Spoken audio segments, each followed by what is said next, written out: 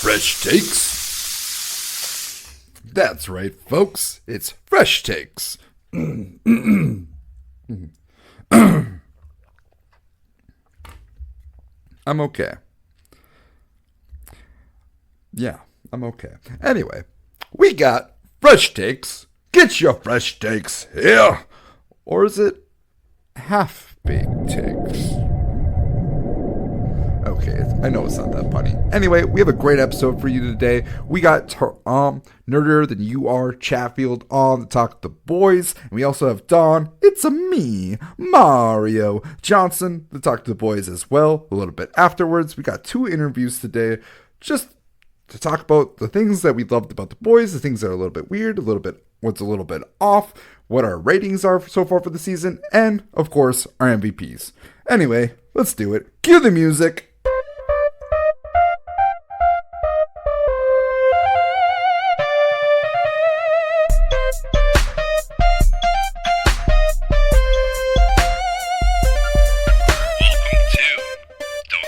Hey, we're good. Cool. Hello, welcome to Don't Evolve Me, the place like Ash, Cushion, Pikachu. We don't evolve, we just level up. We're here, half-baked takes. I did not practice this beforehand. That's all right. Hello, Tom. How are you? Great. We have Tom, Nerdier Than You Are Chatfield, joining us, and we have Donald joining us later to give us his thoughts on the Acolyte, the boys, as well as House of Dragons, just a little bit. But we have Tom here to talk specifically about the boys halfway through season 4, which is why we're calling it half-baked takes. Maybe you're half-baked as well. We are not giving you that information. Yep, it's for everyone to decide themselves. By the way, I appreciate the call out on the marquee for the WowFest episode, or the boys preview episode where you changed my name. Oh, the Drunker Than You Are?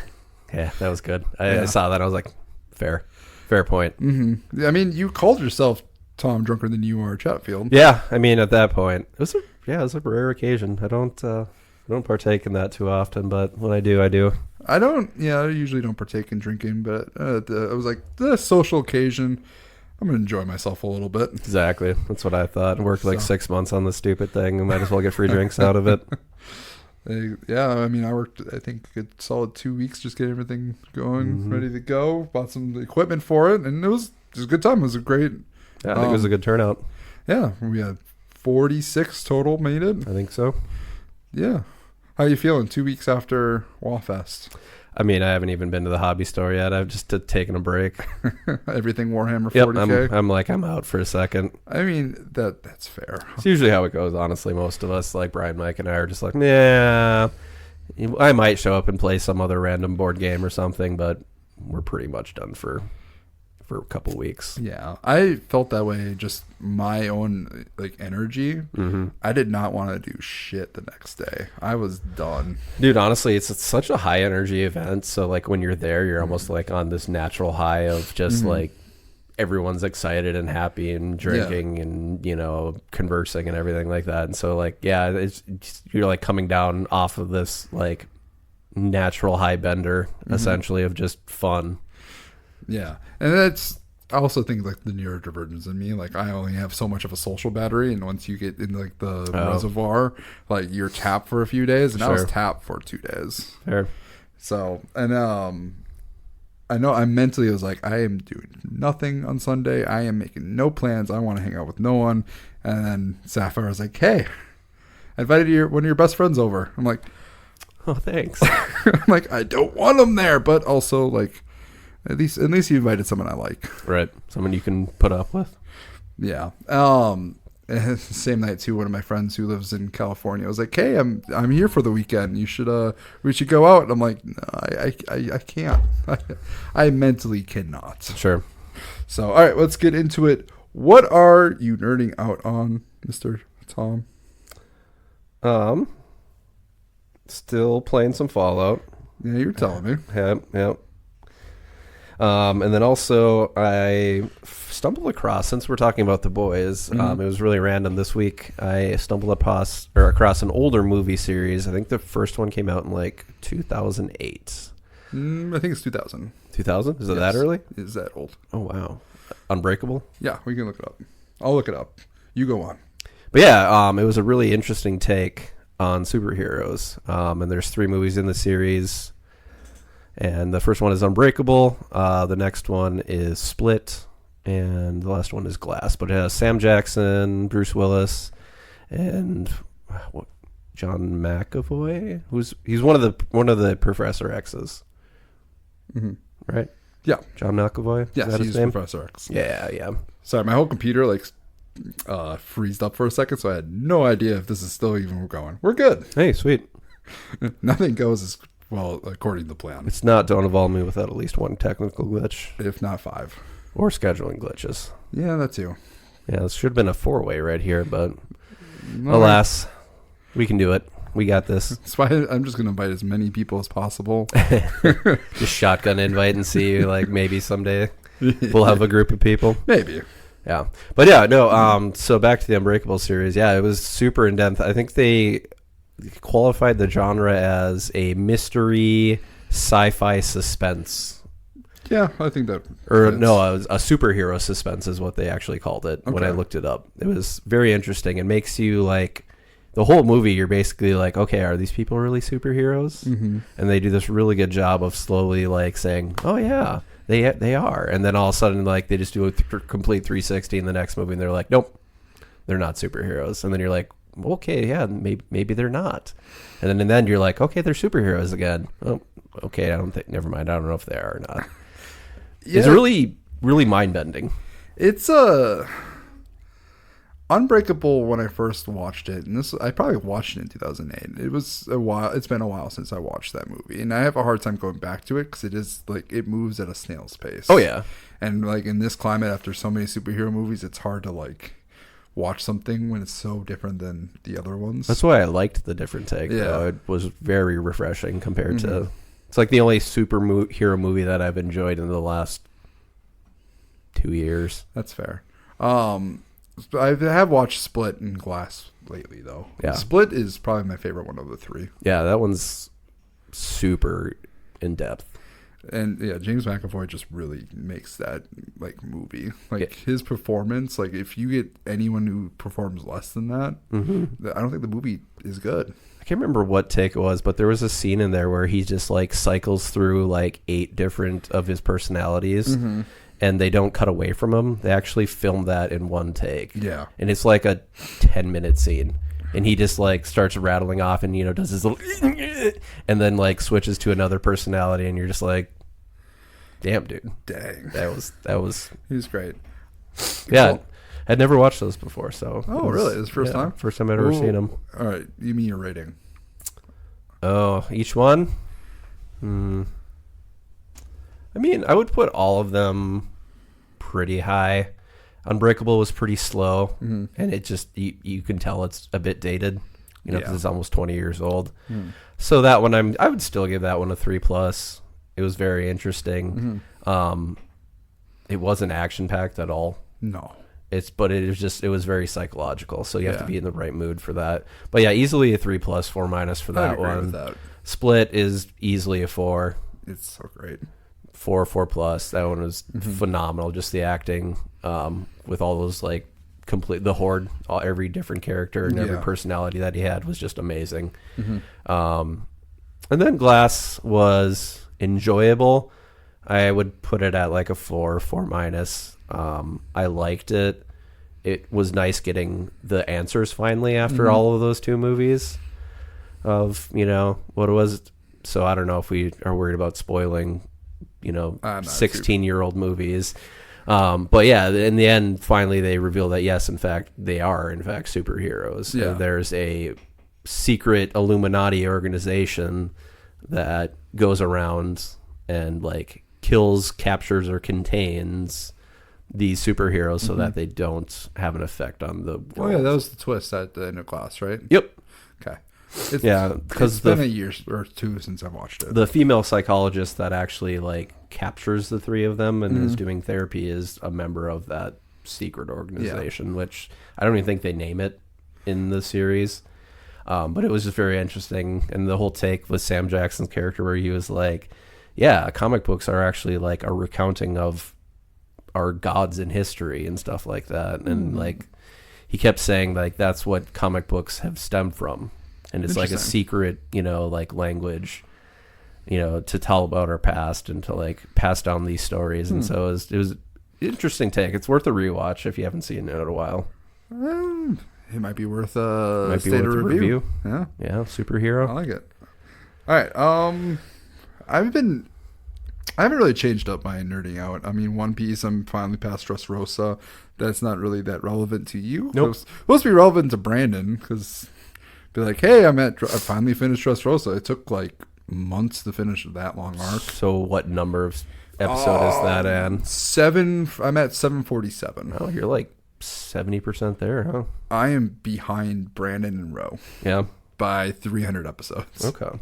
So in that regard, it's like, oh wow, I feel like a disappointment, but also at the same point, I'm like, wait a second, I have a job, I have kids, right? I watch it with my wife. Yep. And like it's been 9 months, and I've watched nearly 70% of it. Nice. Well, like 60% of it. I'm like, what is it, like 1,100 episodes or? I think they're 1,100 is where they're like by. I believe 1,118 is where the manga is at. Okay. I believe they're at like 1,110. Sure. Where like Japanese episodes. So yeah, I mean, I have plenty of time to catch up. Right. They're not finishing for another year or so. Otherwise, I've been playing a lot of Pokemon MMO. Nice. I think that might be the greatest Pokemon game of all time. It's just the 5 first generations into one giant MMO. Okay. And yeah, it's fun. And then just The Boys, House of Dragons, Acolyte. I watched The Boys for a second time. And then just getting into TikTok and really getting into like doing reviews on TikTok. And it's kind of been fun, or just asking like the easy, like the questions. The one question I had for The Boys was, and maybe we can save it a little bit after we do the news. We'll answer that. Has The Boys been weird? Is it like the first like 3 episodes? Was it kind of weird to go back?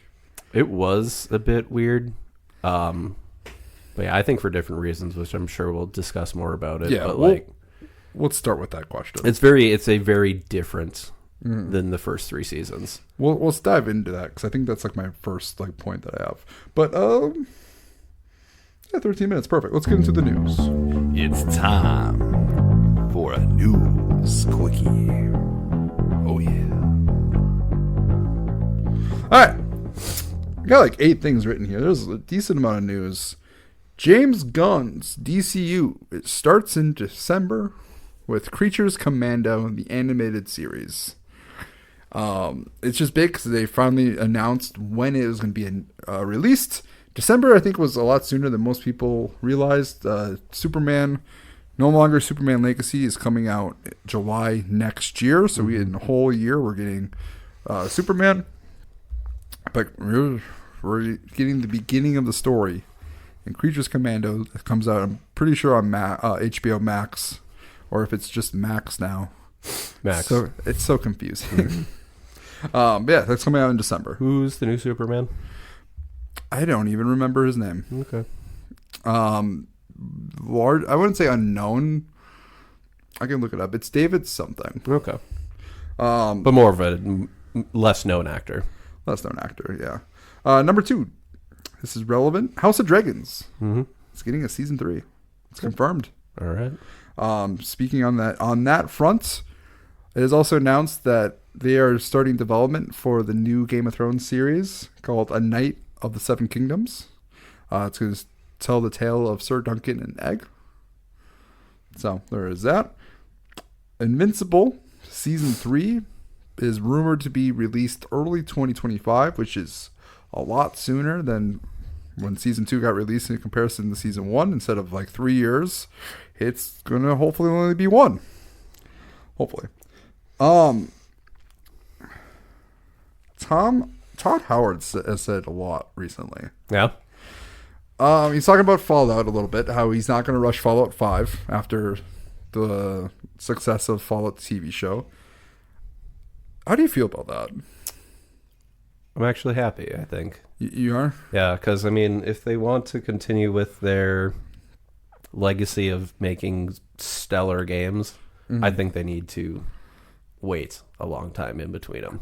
I agree that they have to wait a long time, but they're, at least for like Elder Scrolls, it's been, we're working on our second decade. Yeah, what are we at? 2011 it came out, so we're pushing 13 years. It's been 6 years since they teased it. Yeah, it's literally been 6 years. And they ask him about it. Hey, it's been 6 years. He's like, oh, it's been 6 years. Yeah, it's a long time. It's like, no shit, man. They just got to stop putting assets into, like the Elder Scrolls Online and Starfield. And it's like, hey, go with your bread and butter, man. Like, I think Elder Scrolls Online actually does have a decent membership and everything. It does. But it's no way going to make as much money as the next Elder Scrolls or the next Fallout's going to make them. You just got to make one of them and re-release it for a decade. Like, right, exactly.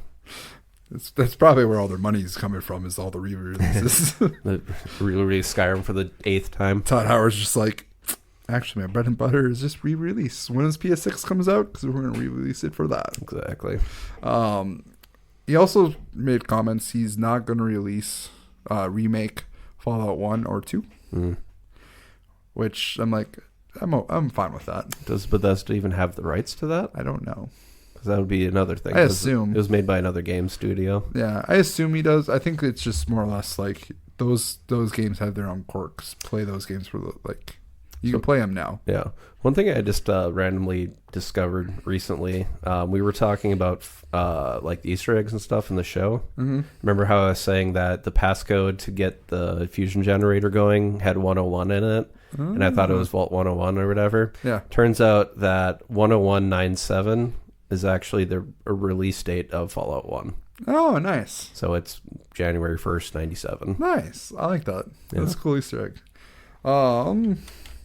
2 more news. Uncharted 2 is apparently in production. Oh, the movie? The movie. I didn't mind the Uncharted movie. It was okay. Yeah, that's pretty much how I felt about it. Serviceable as a fanfare. It would have been great 10 years ago. Yeah, when Uncharted was actually popular. When it was popular and people just wanted to see it on screen. I felt like they could have done a lot better with it. Like they did The Last of Us. Yeah. I almost want an Uncharted TV show where like we get an unknown, maybe, well, it doesn't matter who the actor is as long as it's like, it feels like Nathan Drake. Yeah. Yeah, Tom Holland didn't feel like Nathan Drake to me. He's too young looking. Have you ever watched Uncharted, the fan film with Nathan Fillion as Nathan Drake? You should watch it. Like, that is like peak Uncharted, like live action. Yes. It looks and feels exactly like Uncharted, and Nathan Fillion pulls off Nathan Drake really well. Because he voices Nathan Drake, right? Nolan North voices Nathan Drake. No, I think he's kind of based off of him. Sure. Like, he fits that mold. And last little bit, Sean Levy, the director from Deadpool and Wolverine, is in works to direct Star Wars. Maybe that movie will be good. Maybe. Pray. All right. Let's get into The Boys. This is where I need like a little segment. Do. Gotta make some new sounds this summer. All right. Let's answer that question. Does season 4 seem off? Yeah. How many times have you watched season 4? Just once. Just once? This is... Because I did this in the TikTok too. I asked, like, does it feel off? Because it feels off. At least initially. When I watched it the second time, it feels less off. It fits in more, I think. I think it's different. There's a time skip. The Boys feels less of a CIA operation and felt more like a superhero team. Like, you ever watch CW shows like The Arrow, Flash? It reminded me of one of those teams that were like, they're all helping Starlight. Not necessarily, but it felt that way at times. I think some of the change might be the fact that Butcher's no longer running the Boys. Yeah. And it's a different take. So, like, the first op that we see, and, like, it's the first scene where they're trying to get at Victoria Newman. Like, it reminded me very much of, like, a Mission Impossible scene. Like a Tom Cruise Mission Impossible movie. And I think that has to do with the difference between Mother's Milk's, leadership style and then Butcher's style. So I think that's part of it, that Butcher's not really running the boys anymore. Well, that's how we left. That's how we started season 3, though, because Hughie was running it. But Butcher was still really involved. Yeah, he was like the main guy. Like, he was still running the scenes from behind. Mm-hmm. Well, he was like the infield leader, where Hughie was more the overcharged supervisor. Right. Like, he was the lead, whereas Hughie was the supervisor. Where this one is like MM's both. There's a little old adage where they, have you ever heard the things that's talking about like NCOs and officers in like the army and stuff like that? They're always saying like, yeah, technically, the lieutenant's the leader of the platoon. Yeah. But the ranking non-commissioned officer, usually the sergeant or master sergeant, is the one that actually makes it work. Mm-hmm. And I think that was I think Butcher's he's the sergeant. Yeah. In there. He's the one where like when things goes to shit, he's the one that takes over and like pushes the team through. And we see that this season where like a couple of times actually, episode 3 and episode 4. Yep. Where was it episode 3 where they were like with Firecracker and at the Splinter? I forget if it was which episode that is. Yeah, where they're at the conspiracy convention. Yeah. That whole part was great too. What the hell? Dear God. Splinter, man. Whew. I have a personal story on that. Is it about Pink Eye? It is. Oh no. Sapphire at Pink Eye this week. Uh-oh. So, and it's probably because of the fact that our toddler probably touched something and poked her in the eye, and she got pink eye a few days later. But she told me, like, because I woke up and she was there, because usually she leaves way earlier than I wake up, and I'm like, oh, hi, and she was like, I got pink eye. I'm like, whose ass did you eat? It wasn't mine. She didn't really care for that joke. Yeah, that was legitimately the first thing I asked her. Was like, "Whose ass did you eat?" I mean, it's usually always like, "Oh yeah, did you eat an ass? Did you fart on some? Did someone fart on your pillow? Mm-hmm. What happened? How'd you get poop particles in your eye?" So, yeah, I probably would have made the same joke. I mean, I think it was like a day or two after we watched that episode too. Nice. So it was very fitting. But yeah, we with MM we kind of saw that a little bit, right? That group, they were getting their ass beat. Butcher saved the day. Mm-hmm. Same with this last episode with I forget the stretchy dude. I forget his name.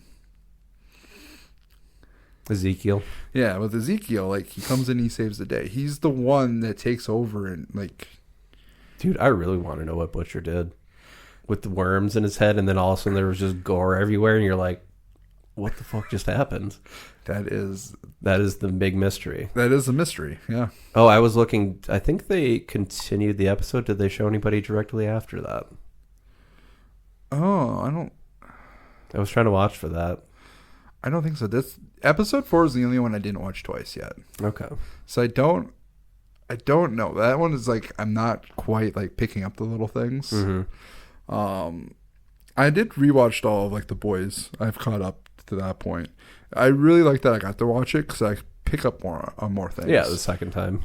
Me and Donald, the listeners will hear this. Me and Donald kind of talked about The Boys when we did our Acolyte segment, and he brought up the Kimiko Frenchie relationship because like maybe this is the part of like why it feels so off.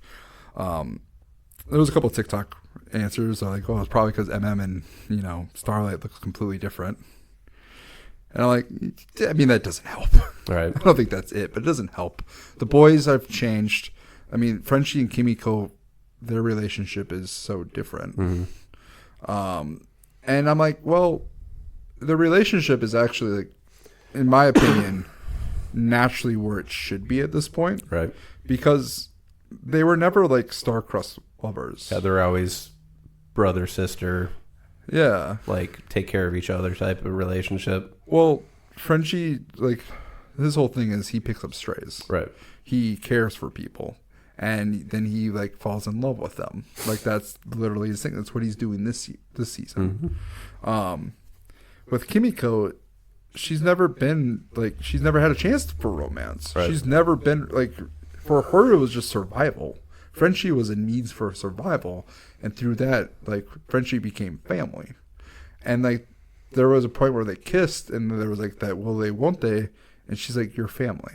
At the end of the day, you are family. Right. But like if you grow up with family, unless you're the Flash on the CW show, do you really look at that person and be like, yeah, I want to fuck them? Right. So it's an interesting connection where I'm like, I think if you put all the pieces together, it makes sense. But if you like haven't watched The Boys, or if you haven't like binge watched it, it seems off when you like, oh, look, it's The Boys. Like, oh, everything's so different. Yeah.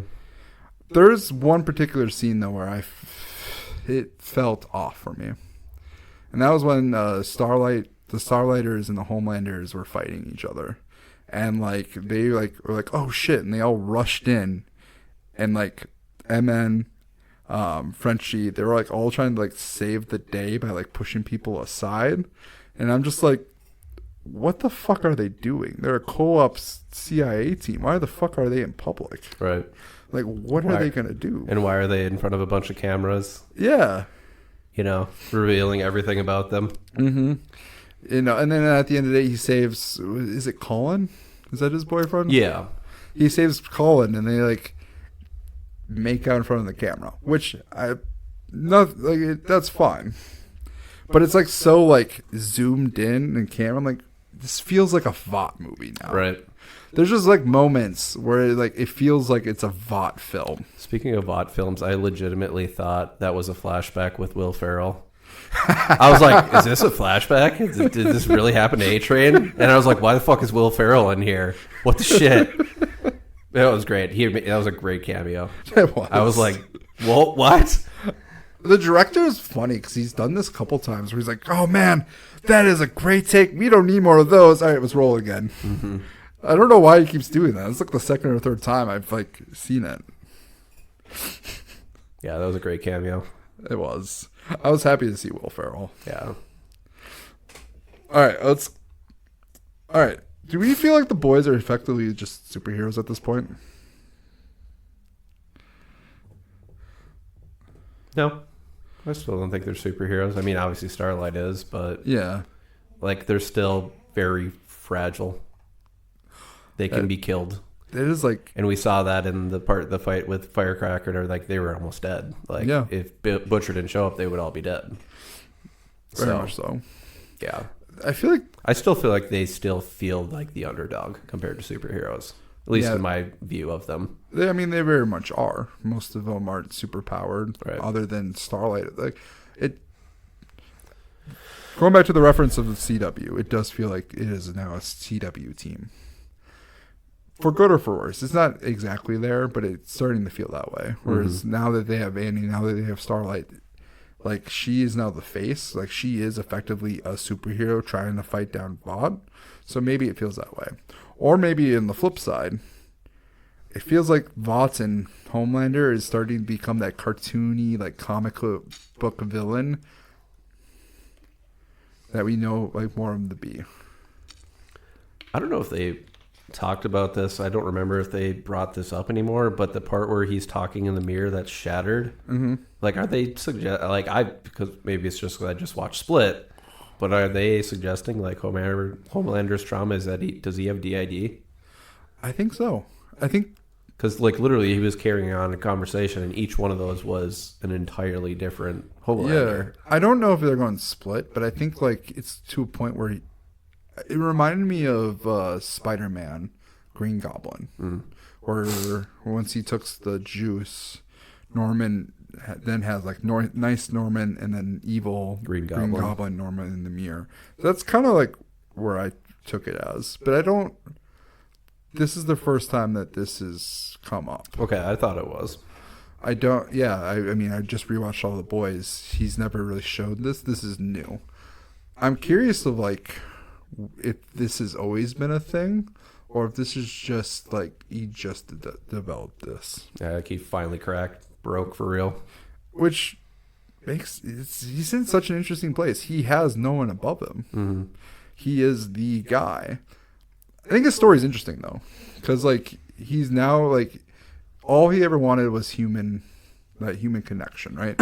He wanted that appraisal. He always had someone above him. This season, he doesn't have anyone above him. And everybody's around him, they're just doing whatever the fuck he wants because they don't want to piss him off. And I think it's an interesting story bringing in Sage and then him having like the awareness to know that like he needs help. He needs someone to bounce ideas off of, but he's also like threatening and intimidating people. Like it's a weird like dichotomy of like personality. Like you're trying to be like this person that like has a team and working within that team, but also like trying to threaten people. I like how they talked about and said that they had basically programmed into him that kill switch of needing human, like, yeah, what is she, like he needing human approval. That was very interesting that they like talked about that in the lab with that main psychiatrist. Yeah, where it's like, yeah, we programmed you to be that way so that, and I was like, whoa. That was such a reveal. Yeah. That I was waiting to talk about that episode or that storyline for Homelander, but I mean, we can dig into it now too. Whatever. That was like the stupidest thing she could have done in that moment. Oh, I know. Like, why are you giving him the door out of that mindset? Because that is the only thing that is keeping him like tamed. Right. Where do you think he goes from there? I mean, just by looking at him, that last scene where we see him and he's just covered in gore, I think that's where we're in. That's where we're going. I think he just finally maybe got some sort of closure right there and being like, okay, this weakness that I thought I've had this whole time actually isn't a weakness. It was just, I was raised and programmed to be like that. So I think he's going to become more unhinged. I think he like learned that his weakness, his kryptonite, was something that's not like it's not biological. It wasn't in him. It was something that was taught. Yeah, he was taught that. And the thing about psychology is, if you are taught something, you can unteach yourself it. And her saying that was just the dumbest thing. And I know in her mind, she only said it to get at him. Like, haha, we were deceiving you this entire time. Like, yeah, you probably know that he's murdering you regardless. You're dead regardless. That's like the one thing you should have kept to yourself. That was the scene that Eric Kripke was saying that's the most horrifying scene they ever did. Yeah. That laughter at the end was not scripted. That was Anthony Starr doing it unscripted. Yeah. And I'm like, God damn, that is... Yeah, that was a very traumatic episode. And each one you cut back, you're just like, oh, I feel dirty all of a sudden. What's going on? What's going to happen next?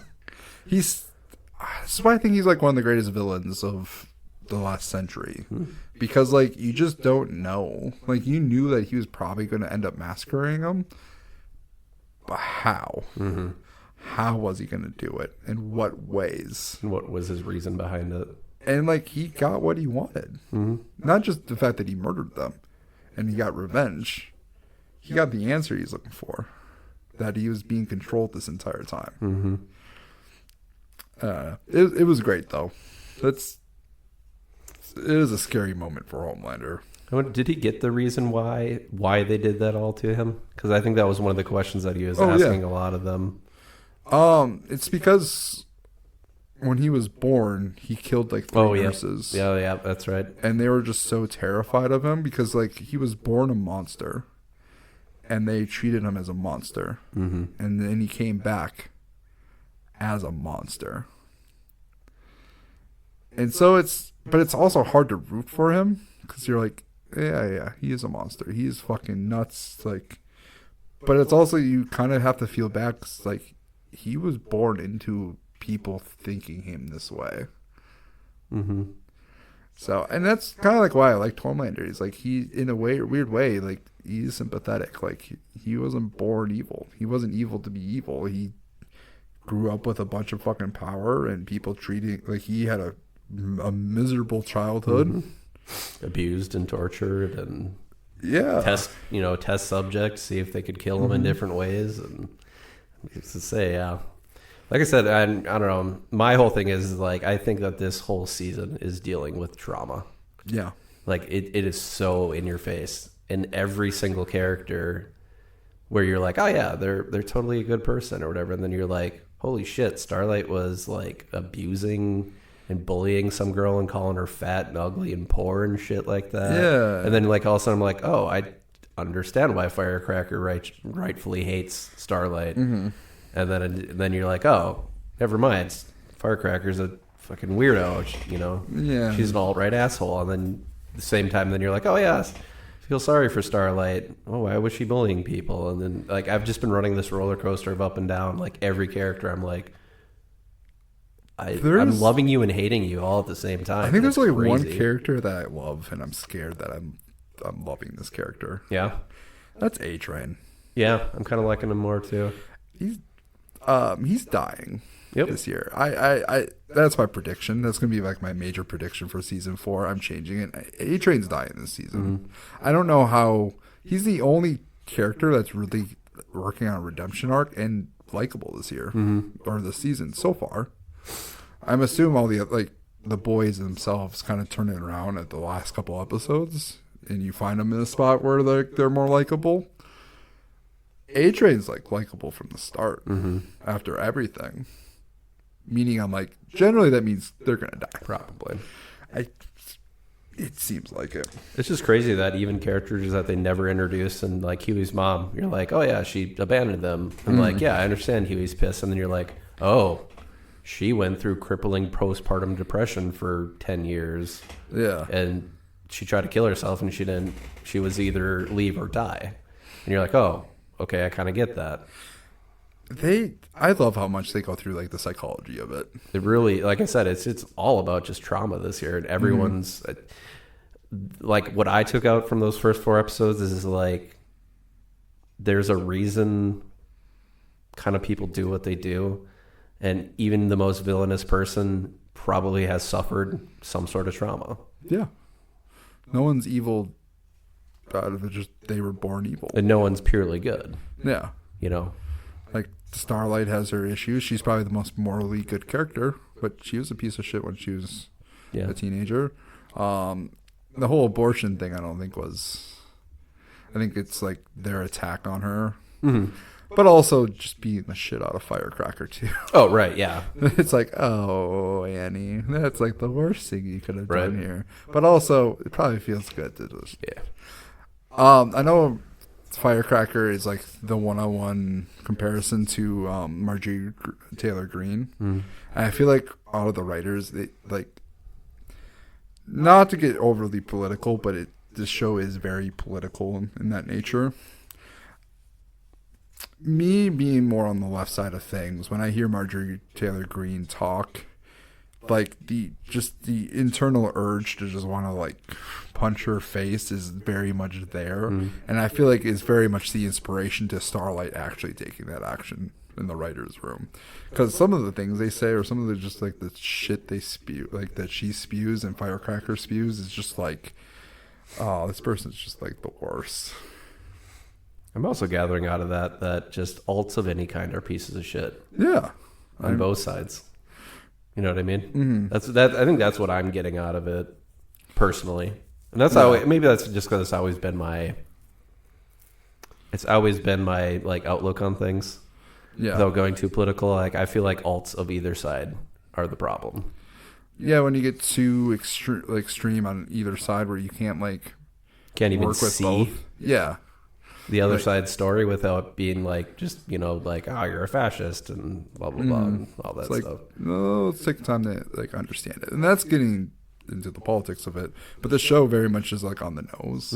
And the internet's mad at the show. They think oh, the show's the worst now. It's like, no, the show's still good. The show's literally just showing how we are right now. It's just very much on the nose, and some people don't like that comparison. Yep. But I'm like, it makes fun of everybody. It does. It's just more on the nose these days, and the writer is obviously like, if you don't like it, watch something else, and I don't know what else you want them to say. So, all right, let's get into this Frenchie chemical relationship. How are you feeling about it? I never really saw them as a romantic thing, and I think it's just some guilt that Frenchie's seeing, why like he keeps asking her if she's okay with this, you know, and everything. I don't know. It seemed a little out of place. Like I felt like through the first 3 seasons, they were always that big brother, big sister role. And then all of a sudden, he's just like, okay, I'm seeing this guy, and now I'm freaking out about it that Kimiko is going to hate me or something, or be jealous or something. The more I think about it, the more I like it, because it's more fitting of their characters. Like Kimiko not wanting to do Frenchie or like be that romantic, that makes sense to me. I feel like them running off together as like a lovely couple is like, it didn't make sense, because I don't think like that's where their relationship was naturally heading. But also Frenchie finding a new stray, but finding a new stray that like he hurts, and instead of like opening about his guilt, he is now fucking them. Like I do feel like that is very Frenchie like, but I also it does feel forced too, because like, hey, here's a brand new storyline you must get into. It's like, well, there's so much other things that are happening that it's like it's hard. It seems like it's forced here, but like it's also how writing works too. Every season there's new storylines. How about the whole Hughie's dad storyline? Yeah, that was an interesting spin, because I mean he hasn't really been present for a couple seasons.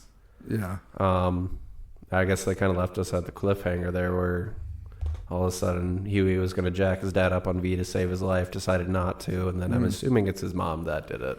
Yeah. Because I rewatched that scene, because I was like, oh. I did a couple times too. And then I realized Hughie puts the V in his pocket, of his coat pocket. Yep. Hangs up his coat pocket in the room next to his dad, and then leaves the room for a little bit, and then all of a sudden they see the V. And so I was like, the only logical choice is Mom did it. Shot him up. Yeah. We just don't know why, or how she even knew what it was. Right. She shot him up. The question is it the V that Hughie has? Or was it her plan all along? I don't know. It's hard to say. Something's weird happening with it. I will say I didn't really care for the storyline initially. The first 3 episodes, it's kind of like, not that I don't want to see Hughie's dad, but I'm like, why is this the focus? Like, what's important about his character? That like his dad needs to have a stroke. But now that there's like he's getting turned into a superhero, I'm like, okay, this might be worth it.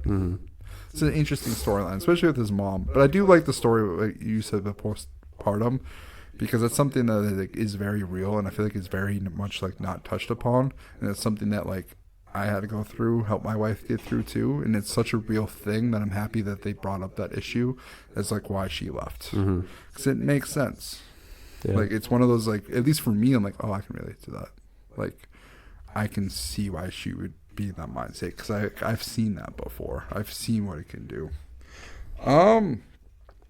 The Butcher dying story, and now with the fact that he has a mysterious ability. How are you feeling about Butcher? Actually, I think he had a lot of growth. I think that whole scene where he finally just like levels with Ryan and is just basically like, yeah, I'm terrified to die, and the reason why I push you away and I push everybody away is because he's like, he knows deep down that he's a terrible person. Yeah. And even though he loves these people, he doesn't want them to suffer, because he is a bad person, because he knows he's going to inevitably hurt everybody. Yeah. So I don't know. I thought that was a really powerful scene, like for me, you know, again, just dealing with trauma and everything like that. And like even Hard as Nails Butcher, like breaking down and like telling us and, you know, Ryan specifically, you know, why he is the way that he is. It was interesting. During the rewatch, one of the things I really liked about Butcher is like his scenes with his mom and his dad, because especially with his dad, because you get to really learn like why Butcher is the way he is. Yeah, like it's not just the fact that his wife disappeared or was presumably dead. He was always like this piece of shit person, because like he grew up within a home of abuse. His dad was constantly beating him. He had to become the tough brother. He had to become this tough person.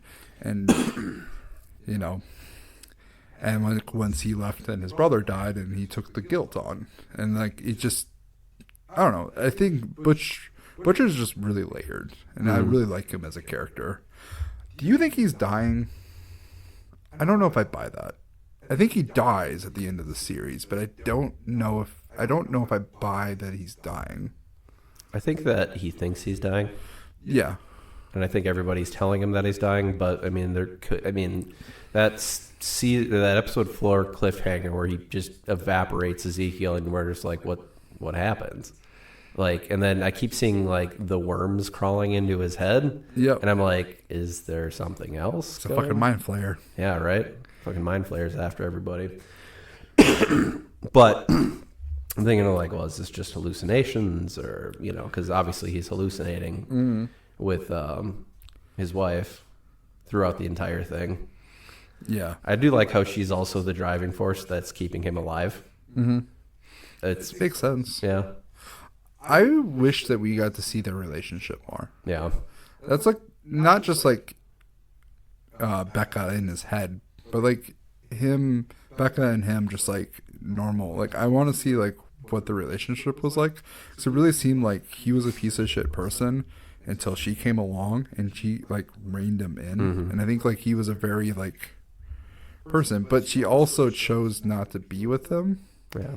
And be with Ryan. I would like to see that more explored. So, what do you think? What do you think his worms is? What's your best guess? I don't know. It's pretty. I mean, unless they're implying that the V is some sort of parasite or something like that, I guess I don't really know.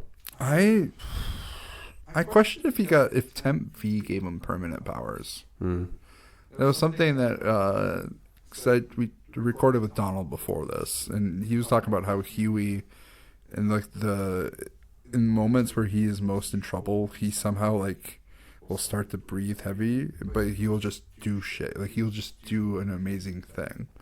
And if like there is another form of like superpowers, I don't know. I'm curious what's going on with Butcher. It could have been A-Tray again too. Yeah. It's another option. A-Tray for the win. Yeah. All right. Oh, that A-Train just blew in and evaporated Ezekiel. Yeah, that's the problem with speedsters. They can always just come in any scene. True. That's like the problem with like the Flash and Arrow. Right. They're like, why don't you just call the Flash in? They're like, oh, Flash is doing other things. But there's a couple episodes where he shows up and he saves the day. It's like, you could just do this every time. What do you think about New Black Noir?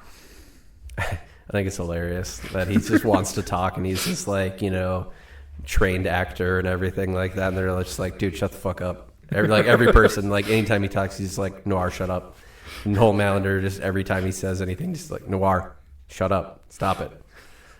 I think it's hilarious because he's just like, what's my motivation? Like, what did he say? You are a brain damaged psychopath. That is your motivation, or something like that. That doesn't talk. A-Tray is just like, you're fucking brain. What is it? Not brain. I think he did say brainless. Yeah, you're a brainless lunatic or brain damaged lunatic or something like that. Like good. That's your motivation. Like that's all. You shut the fuck up and just kill people. Like that's you. That you are Black Noir. I just think it's funny the entire time. He's just like, man, people are giving me poor directions this entire time. So this is spoilers for the comics. In the comics, he is actually the clone of Homelander. Okay. And is the one who kills Homelander. I don't think he's the clone. But do you think there's any parts of like that storyline that's going to happen? Well, I'm sure they're going to incorporate something into it. Yeah. I don't know what. It's hard to say. Because this whole season has just been like a train of what the fuck's going on to me. So I'm just like, okay. It's hard to say they're doing a good job with that. Half-baked take? Half-baked take on like how they're going to kill Homelander? Or what Noir's role is. Yeah. At least story-wise. I think they're going to diverge. I don't know. I feel like I don't know what they're going to go. I just think he's hilarious though. He might be one of my new favorite characters. Mm-hmm. New noir. New noir. All right. I was going to say Sage in the Deep. We'll wait on that. Redemption story. So there's A-Train and the Deep have been on a redemption story kind of the first 3 seasons. How do you feel so far with their story in the season 4? Who's the CEO's name? Emily? Ashley? Yeah. I love when the Deep told her to fuck off. I was like, good for you, buddy. Finally when she just was being just massive cunty to him all the time. And he's just like, no, I'm a superior being. What did he say? I'm the Lord of the 7 Seas, and I will bury you. It was great. I'll drown you or something. Yeah. Yeah. Or no, I'll drown you in a toilet after I take a dump in it or something. And I was like, nice, nice. I love Deep is the most hilarious character because he's such a numbskull. He's just an idiot. He's an idiot. He has to be told what to do the entire time, but he's not. He's a neutral character. He's not necessarily good or bad. He's just kind of there. And you kind of feel bad for him because he's not a shit person, but also he's kind of he was a shit person. He doesn't seem like a shit person now. Right. But he's also when Homelander's hey, go suck A-Train's cock, or hey, go kill that person. He's all right, okay, boss. Right. I think I think that's just showing how everyone's so terrified of Homelander. Yeah. They're just if I don't do this, I'll be bashed in the head with a baseball bat. I do think it's funny that during that scene, the Deep's just all in and the A-Train's just and the Deep's just it's just a spectrum, right, bro? Just shut the fuck up. Great, you're willing to do this. Wasn't that Homelander's whole point is that he was just pissed that no one stands up to him? Yeah. That everyone was just, completely spineless. And he's just fuck off. No, we're not doing this. And then the next, actual instruction, all right, kill these guys. Oh, this is just a test. Of course, the Deep's just nope, there's purpose here. Mm-hmm. I like the redemption story. I didn't know, the Deep, it felt like he was very much on this for the last 3 seasons, but I think he's just not a good moral character. He's very neutral, like I said before. A-Train's definitely on the redemption. I think so. He's there. He's already flipped. He's definitely dying this season. I don't think he makes it. Yeah, it's a good assumption. Let's talk about Sage, and then we'll talk Sage in the Deep. Because Hey Jake. Yeah. I got those deep fried pickles you like. You repulse me. Wait, what? Yeah. How do you feel about the Sage? Or Sister Sage? I like her character. Yeah, I don't know. I'm fine with her. I think it's funny that Homelander finally realizes that he needs a Sage because he can't do it himself. Mm-hmm.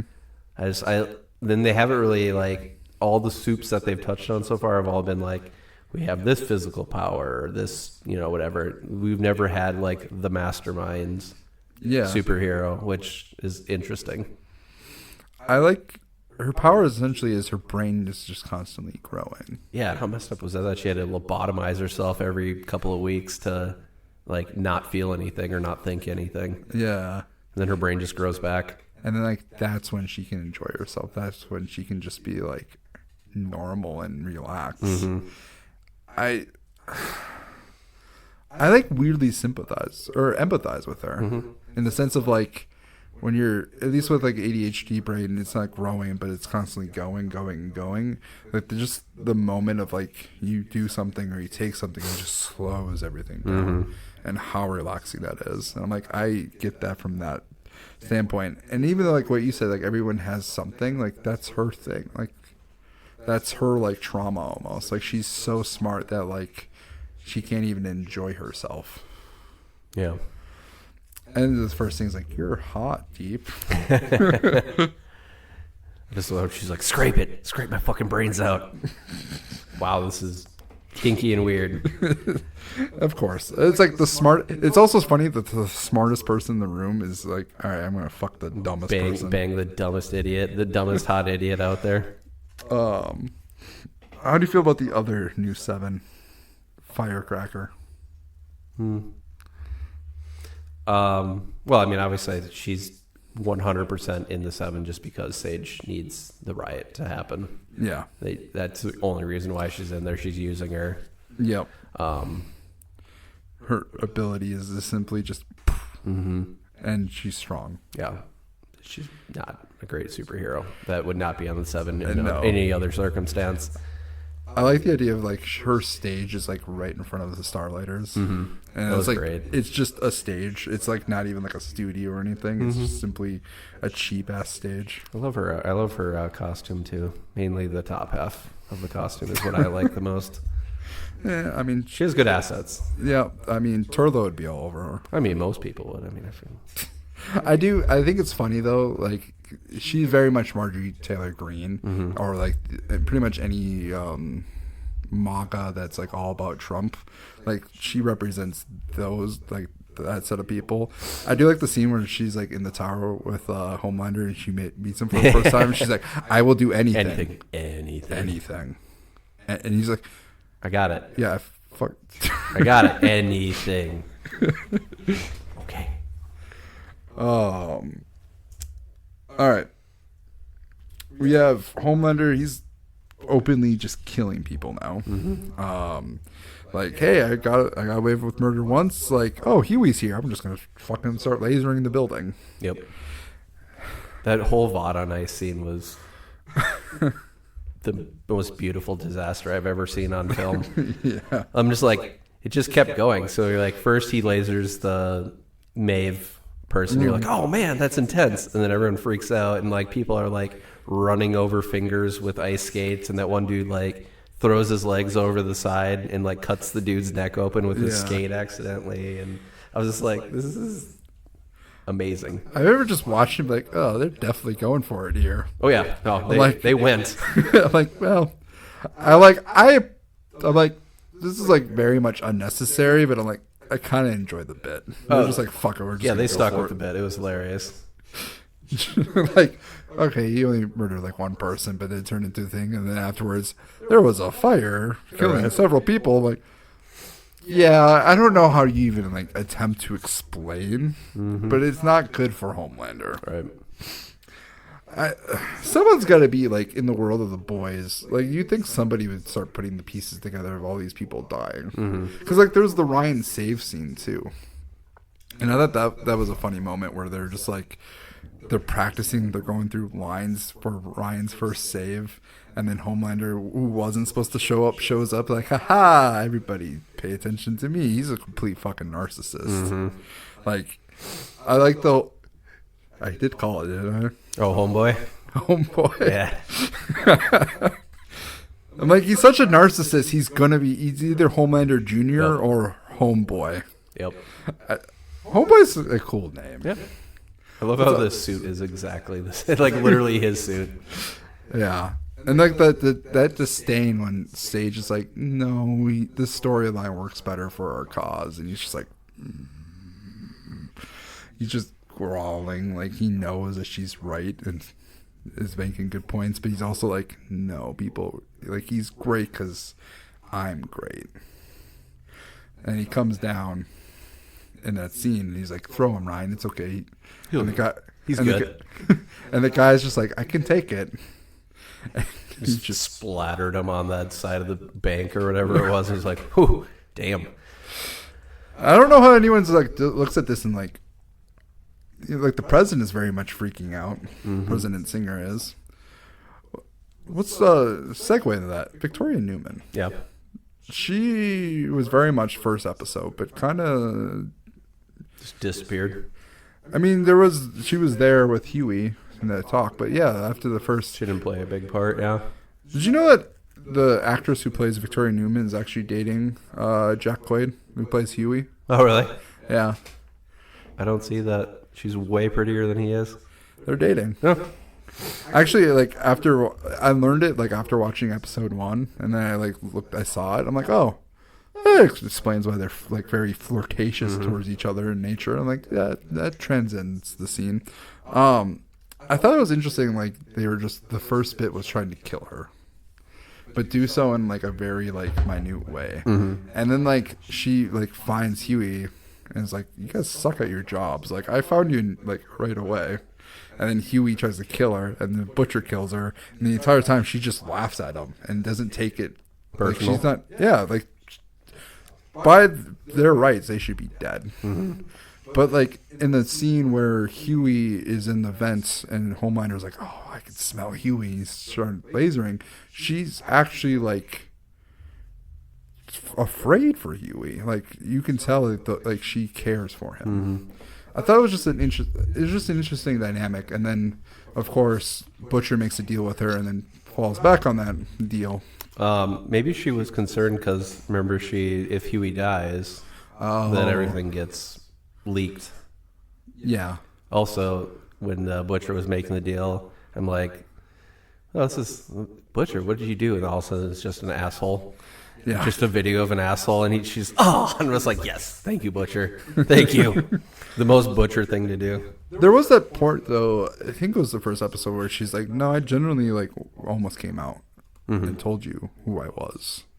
And I think there is a genuine connection between the two. I think there was a potential, like, love triangle or love angle, however you want to describe. But traditionally, it would be a love triangle where Hughie, like, obviously is with Annie, Starlight, but like I think there was romantic feelings on the other side too. And of course, Hughie somehow gets in with both the superhero girl chicks. Yeah, I don't know what game Hughie's rocking, but good on him. Yeah. Let's talk about the stepdad. MM's. He died. Yep. I thought that was a very like, oh shit. Because he was like the person that made everybody cheer for Homelander. And now, like, hey, you're one of our biggest fans. All right, kill him. I don't get that part either. Why would Homelander pick, like, his biggest supporters to be the ones? Maybe martyrs? Oh, he did say you're going to be martyrs. Maybe it was, like, the biggest fans because it would be the most believable to die. So targeted during a riot. Yeah. That's probably it. I think Sister Sage probably picked out for reasons, and it hasn't been fully explained. I just think it was sad to see him go. So I'm like, it would be more interesting if he stayed longer, but I'm like, you can't keep every character. I just love how they implied several times through that episode that the only reason why is because that dude was just packing major meat. Is the reason why he scored MM's wife. Like, he's just this little nerdy guy, but he's just got this baby arm holding an apple in his pants. Yeah. I thought, and it's like every person just keeps digging into mother's milk, and then he's like, I get it. Enough. I do like the Black Noir in that scene, though. After he just like, all right, and he just, first one was like, but he's also first one was like, wow, guys, that was fucked up. Like, dude, you started. Like, you just was like, you went, I mean, you played his part really well. And then A-Train was about to do it, and then Black Noir was like, aha, I got it. What about Vicky's evil monster of a daughter? Oh, a freaking Cthulhu monster? Jesus Christ, dude. And the actual lights are going, but it's just starlight, but like it really seems like she's just like this evil entity. How does it... I'm happy Ryan got out of there. Yeah. Because like if they did do something, like that's 5 tongues. Ooh. Maybe he shouldn't have got out of there then. He might be the only one who might be fine. Yeah, I'm sure he would be fine. Ooh. It's like making out with the Predator. Could you imagine, like, you take V and you're like, oh, I wonder what superpower I'm going to get. And you just get, like, fucking tentacle tentacles. mouse. I become a mind flayer. Basically. And there's so many mind flayer references. I can't take it. Our D&D episode, our last NPC. Oh, God. Our NPC turned into a mind flayer, and I'm still reeling from it. And the boys is not letting me let it go. Dude, that was brutal. It was. Like, I was all set to be like, yeah, this guy actually seems cool. I think it'd be cool to be like, teach this guy stuff. Like, nope, he is now a mind flayer, and you killed him. Mike's, yeah. That's a whole. To be fair, that was written in, so it wasn't just him being a dick. But it was written in. Yeah, because that's a pre-made campaign that we're playing. So yeah, that was one of the pre-written ones. Was that the entire time he was just. Yeah, that's a whole. That's a good conversation to have. I somewhat wish that was like being filmed or recorded. Vicky, is she a bad guy? I feel like she's so neutral. Like it's personal. I don't hate her. There's a reason why she's not killing Hughie and Butcher, and a reason why she's not popping Homelander's head or anybody in Bot's head. Because I think she's looking out for herself. I think she's using everybody to gain power. I still want to know what her end game is. We already questioned that. Power for what though? Right. And the idea of she doesn't want to out herself as a soup, as when she takes over as president. So does her running mate know that she's a soup? I think they clearly. Yeah. Yes. The president singer wants her dead. He's the one who's sent Starlight and them to kill her, and he wants her. He very much knows. I think it's interesting because Homelander even asked her what's your gain in this? You want power? Do you want we're here trying to essentially revolutionize superheroes. You can be the face of that, but you don't want that. What's your game? Yeah, I don't know. She's still a mystery. She is. All right. I think I ran out of questions. Okay. Is that all of it? Do you have any other? Well, the other thing I was going to say is, man, that scene where they are interrogating all of their employees, and because they wanted to find the mole. Oh yeah. And he's like, no, I promise. And I was just part of me he did it so believable.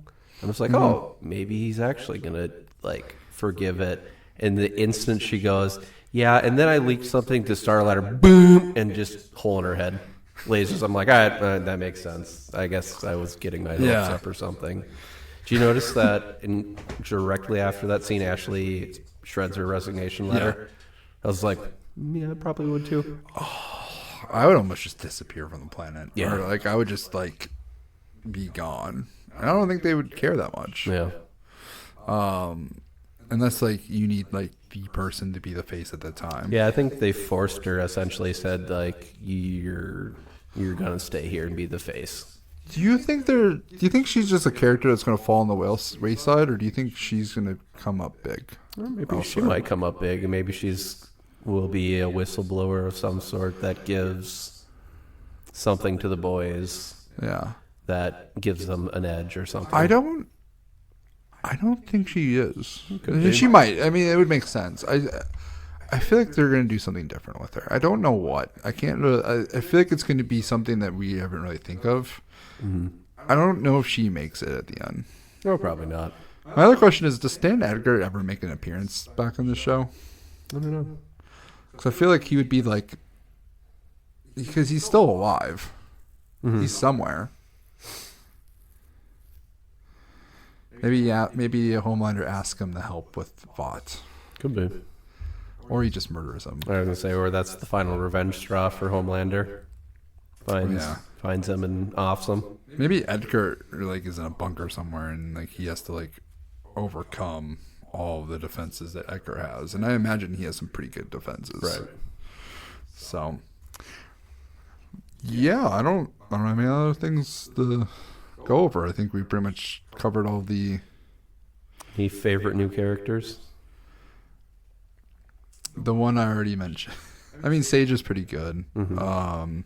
New Black War is definitely up there. Yeah, he's probably one of my favorite. I don't really care about the Colin storyline. No, I don't really care about. It seemed forced. Hughie's mom. There's a lot of new storylines that I'm they're interesting. I like them in their moments, but with all of it together, I don't know how I feel about it. Season 3 is one of those it just took off. It was so intense from the start, and it was just a ride. Whereas this season seems like it's all right, we're gonna slow things down. we're going to character build all of these people. And everybody's in a really bad spot. Yep. I don't hate it. I think me and you are both on the same side of, like, we're enjoying it. Yeah, no, I'm enjoying it. It's humanizing everybody. Yeah. Very much in my mind. Which hopefully leads to a better finale. Yeah, hopefully. All right, so since we're there, what's your rating so far of the season? It's hard to rate it with when you because we could rate it like, yeah, these have been great episodes right now, and then they could just shit the bed on this finale. Yeah, and it could go from a 4+ to like a fucking 3- or something, or the opposite. The opposite. I don't know. It's hard. I'm floating right around like the 3+. Yeah, it's slow. It's so slow. It's 3+, 4- for me. I think I might be leaning 4-. Like, it's still great, but it's like the worst season so far. Yeah. At least the first 4 episodes. But I also don't think it's as bad as people. A lot of people are like, "Oh, it's falling off the rails." I'm like, it didn't fall off the rails. Yeah. It's very much the boy, especially with the second viewing. Once I got used to it, I'm like, no, this is still interesting. Yeah. It's just on the nose. Like, that's the only thing I'm like. I think people are uncomfortable. Oh yeah. I think either side of your spectrum. I think people are watching this and they're like, "This is such a visceral take on what." Like I said, on the nose, like visceral take of like what our situation is currently. Like, I feel uncomfortable watching this because I'm a part of that. Like, our world, like it's supposed to be fiction. The Boys feels realistic. It is, outside of the superhero aspect of it, but like everything else, this is what happening in our nation. Not to get too political into it, and I think that's what's making people uncomfortable. Yeah. I did the last little bit. I think we already talked about it too. Is the internet is mad? How do we feel about that? Internet's always mad, no matter what. Or they're in love with like the random thing. You know, like Huck 2 girl. Yeah, just got a Huck 2 and spit on that thing, and I'm like, I know why people are into it, but I'm like, why? I don't get why it's taken off. I don't know either, man. It's just a random question, but now she's just some drunk girl at bar close and just like was drunk saying shit, and she's now the most popular person on the internet for some reason. Or just saying spit on it. Spit on it. Like, it's like the most basic advice you could probably give. So apparently that's the one thing. That's what the liberals and the Republicans are going to come together on during this next election. We'll put aside our differences, but we all believe just spit on it. I've given that advice before. Huck 2 girl is just going to like change the world for us. She's going to unite us all. She's going to unite us all. That's my my prediction. All right. I mean, something is going to unite us. Might as well be that. Might as well. All right. Last little bit, and then we'll call it good. MVP so far. Ooh. I had a hard time coming up with this, but I think I have my answer. No, I do have my answer. I think A-Train's MVP so far. That's my answer. Because he saved Hughie. Yep. Literally. Yep. Got Hughie the V. Yep. They made up. He gave Starlight the thing, the video proving that her followers were innocent for the murders. He flipped too. Yeah. Then he flips. They didn't go out and say like, "Yep, I agree," or anything, but it's all but. Yeah, he's flipped. He's so dead. Oh yeah, he's probably fucking dead. Like I would be more surprised if he didn't die. I'm like, oh man, this is such a good character. I'm like, oh shit, he's dead. Yeah. No, A-Train's he's definitely like from when he first started. I thought he was just a total douche canoe, but like he's one of the more relatable. He's the Jamie Lannister of this. Yeah, I think so. Yeah. I think I did describe the Deep as the Jamie Lannister, but I think definitely I think A-Train stole it. Yeah, I think A-Train's got that. Yeah. My other, I couldn't come up with the number 2. I had MM, but I'm like, Homelander for just the Anthony Starr might get like best actor so far. Yeah. Because he's That last scene with Homelander, that diabolical, like, goddamn, like, for entertainment wise, Homelander might be number one. But I think character wise, best character moment, A-Train. I don't even have Hughie on the list. No, he was kind of non-existent so far this season. Yeah, it's like the most disappointing, I think, is Hughie's lack of involvement. Yeah. It's a main character. He needs to be part of it. So, all right. I think that's it. Thank you, Tom. Thank you. All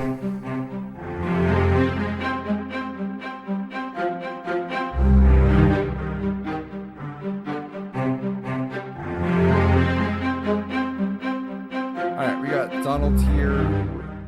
It's me, Mario. Thank you, Jake. I did it again. All right. So, Donald, I just want to get your thoughts on the boys. Technically, me and Tom haven't talked about it, but in the recording, me and Tom have. So, what is your thoughts on season 4 so far? Season 4 so far. There's one thing that I think that I agree with you. See that Emmy nomination for the actor of Homelander? 100%. I think Homelander, phenomenal. If there was a movie that should have been done almost the same way, The Joker. Like, that's how you make the Joker. He is 100% exactly how you make a Joker. Because the way he's pulling it off right now, I'm like, yep, that makes sense. I love it. It is fantastic. Getting his little trauma backstory still into it, kind of like you'd see the Joker probably having a trauma backstory. He plays a better Joker. He does. It's fantastic, and it's great. Super powered Joker. I don't know how I feel about this yet.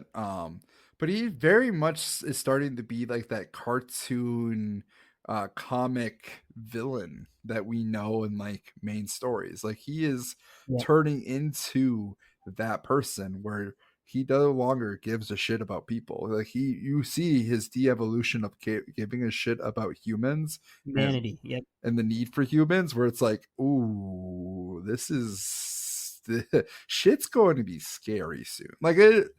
I will say, scary. Well, Eric Kripke, he said there's a scene that is super like horrifying, like the most horrifying scene yet, and they were talking about that Homelander scene at the end of episode 4, where he straight up massacres all of the lab people. Yep, and that apparently the laugh at the end was the one thing that like was not in the script. Yeah. It's great.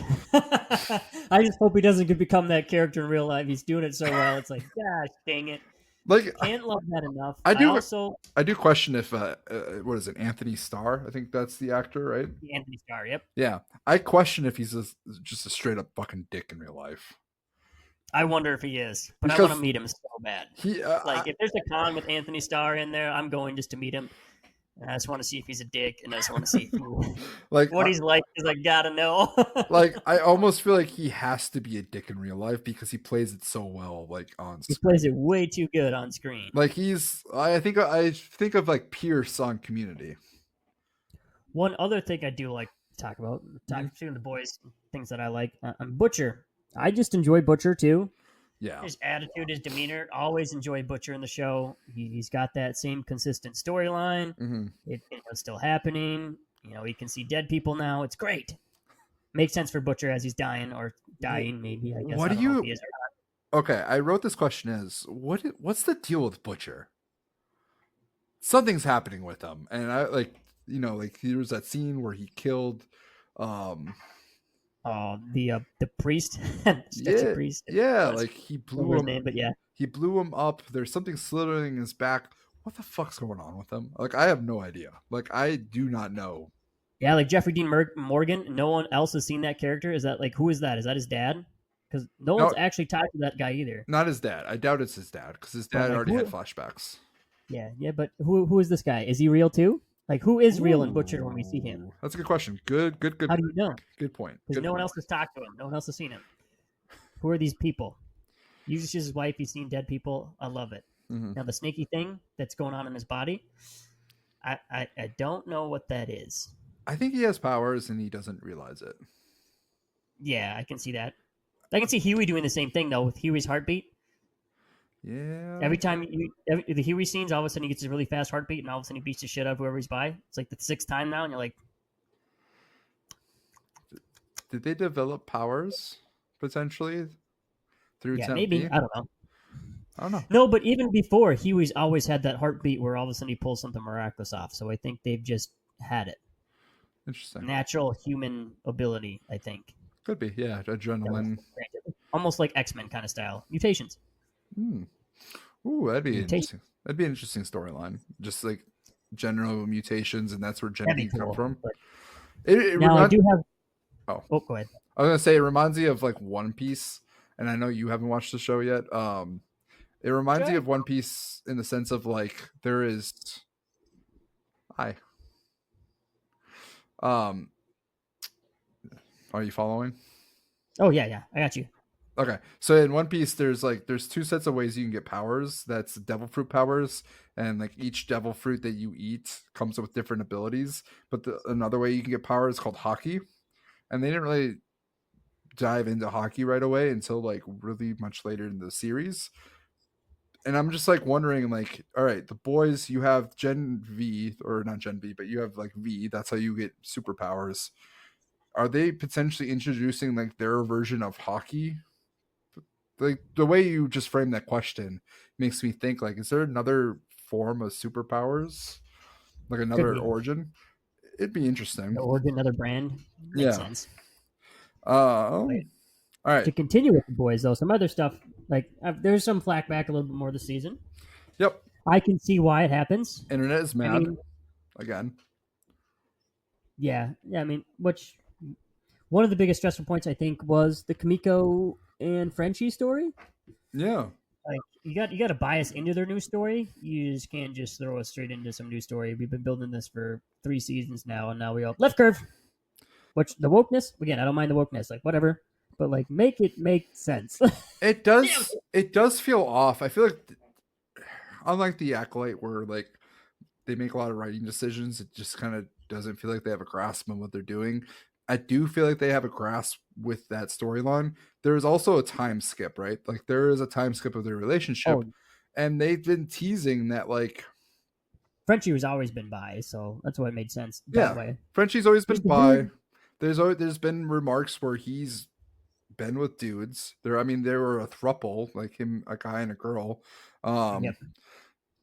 There was also the fact that like Kimiko and Frenchie, like there was that whole they've always had that will they won't they, but like Kimiko has straight up told Frenchie she loves him, but it's more not necessarily she directly said brotherly, but like she hinted that like I love you, but I almost like it's almost too much of like a family thing. You are family, not a lover. I love you like you say to a family member. Yep. And I think like that's that evolution. We just didn't see the evolution, and I'm personally fine with it, but I will say it does feel off. Yeah, it feels a little bit off. Also, I'll be honest with there's so many different stories going on. Like some of the stories, the Frenchie Kimiko stories, at a certain point you got to start falling some characters off as you're trying to close out a show. Yeah, you have a lot of open books at the moment, but as far as the show goes overall, I think the show is still pretty good. It's pretty spot on. And a lot of people say complaints against one side. I don't know. I'm always the person in the middle, and I can see them just harp the shit out of both sides. And it's great. They do. Like either way, you're like looking at. Oh, you can see this from either side. This is so hilarious. Just like I fucking love it.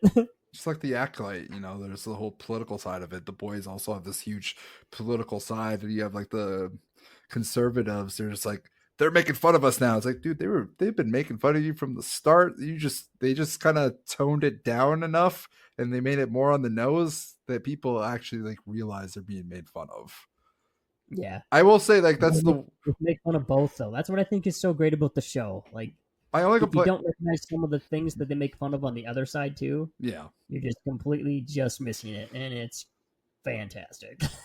Oh yeah, just like the whole playing towards gender and getting like that diversity. Like they made fun of that side so much. Yeah, like they make fun of both sides. I will say like the one thing I have my critique is they're almost too on the nose.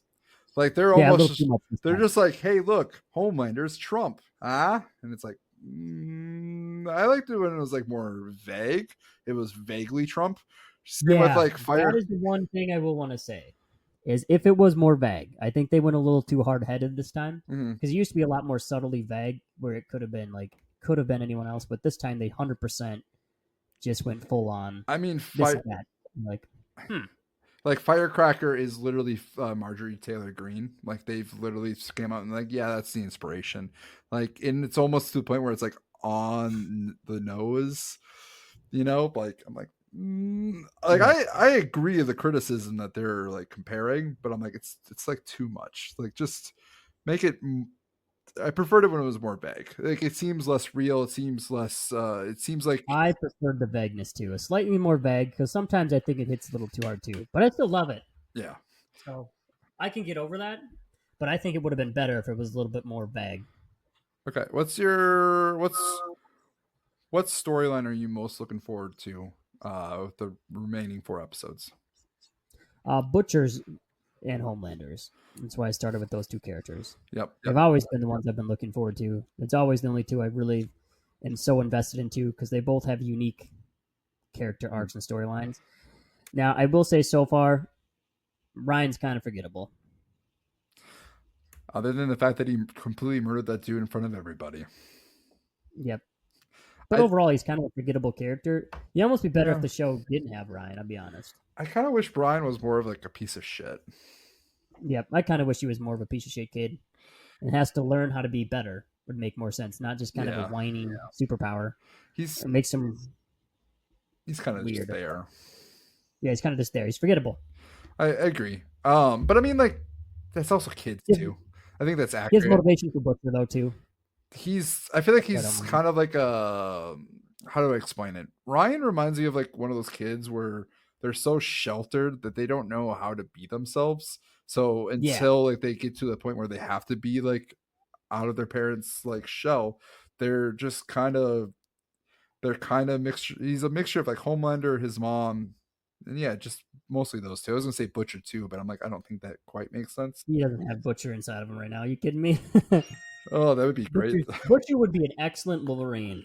I'm just saying. I like his when him and Butcher would be a great Wolverine. When Butcher was playing the bot game with Ryan, I loved his tag name. Oh, why am I blanking on it? Don't be a cunt. Oh yeah. He's like, don't be a cunt. That's Wants right. to play with you, and I'm like, I know Butcher's just like, come on, son, don't be a cunt. Play with me. I need to talk to you. It's like, it's great. Yeah. That's I didn't great. even think that was a good one. All right. Just so we are good on time. All right, let's give me your rating and your MVP so far. Well, I'm still to give it a 4. I think the show, is still pretty good. Nice. It is a great show still. All political head nose things aside, the show is still there and has the mustard. I enjoy it. The Homelander story is just too Joker like, and that's the kind of the Joker like I've been waiting for a long time. Yeah. I freaking love it. I hate it, and I love it, but I love it. I shouldn't like a character like that. I'm like, this is not good. Why do I love it so much? In the preview, I said Homelander might be the best villain of this century so far. Yeah, I'm like, that's too good. The guest that I had, he pushed back hard, but I'm like, no, I think he's. Who else is there? For greatest villain of the century? Yeah, who else did he say? He didn't really give a rebuttal. He just thinks Homelander isn't that interesting. That was kind of the rebuttal. Shut the front door. Go listen to the podcast. It's out.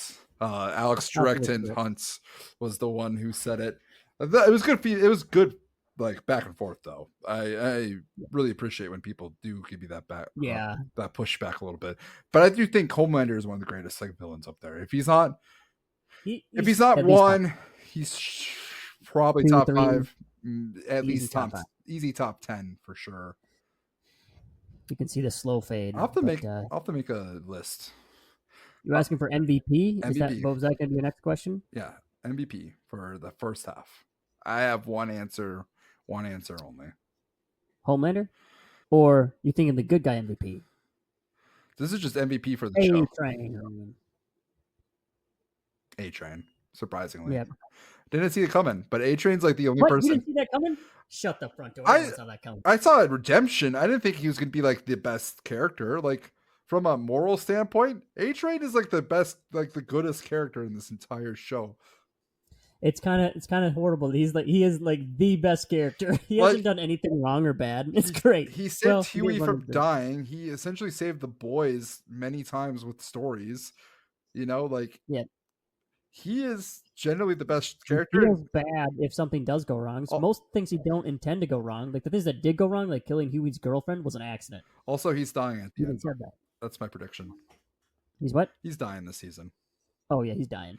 That's my That's prediction. like it's like, oh wait, he's coming back. He's coming around. That's good. Oh shit, he's died. He's totally Yep. they're totally killing him off this. He's this gonna be season. dead at the end of season 4. I know. All right. Are they gonna bring Soldier Boy back? Soldier Boy. Season 5, I think. I liked that Soldier Boy would be the one. I like that arc between him and Homelander, father son. I don't think so. Everyone's calling for Soldier Boy back. I don't think it makes sense. Jensen Ackles, baby. Great. Doesn't really make sense, but it's Jensen Ackles. So, And I enjoyed him. And all I right. like the father son. Made sense. all right. Well, we're closing up on time. Donald, we will see you briefly, and then we're going to talk Acolyte.